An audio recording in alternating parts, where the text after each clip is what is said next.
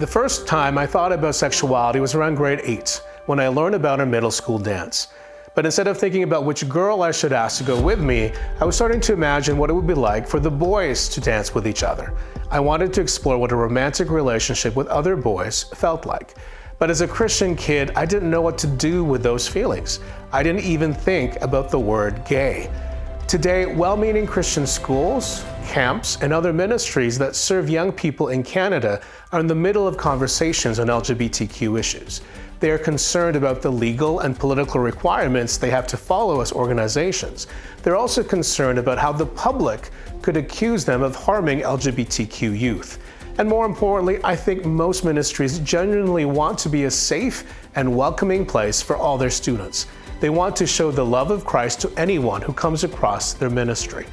Unfortunately, in the name of helping kids with the same challenges I had, these Christian groups are embracing a strategy where they aim to be neutral about sexuality and gender. At a local Christian school meeting I just attended, parents and administrators argued for this neutrality because of how difficult the conversation has become there. They argue that the school had to be neutral because the school represented so many different denominations. As one parent said, since these denominations represented good Christians, they should not take a side on the debate. They should be unified as a Christian community rather than divide over something like sexuality and gender identity. There are three important reasons why this kind of neutrality will actually harm Christian communities like that one, including the very young people they claim to protect. First, it's actually not honest to say that they are neutral. The dictionary defines neutral as not helping or supporting either side in a conflict or disagreement. Impartial, having no strongly marked or positive characteristics or features. In that school's case, they claim they are being neutral because they teach 4 different views of sexuality and gender. One upholds the view that God designed sex for opposite-sex marriage only, while another explicitly supports gay sexuality. They teach that various Christians hold each of these views and they can't say whether one view is better than the other. But in taking this approach, they are already supporting one side of the debate.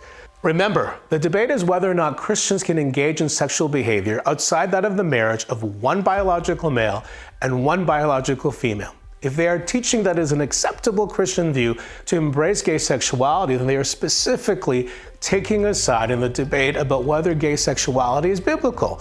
If one side of the debate is saying that the only biblical view is that sex is reserved for opposite-sex marriage, and the other view says that gay sexuality is acceptable, then the school is taking a side in that debate when it teaches that both sides are biblically acceptable.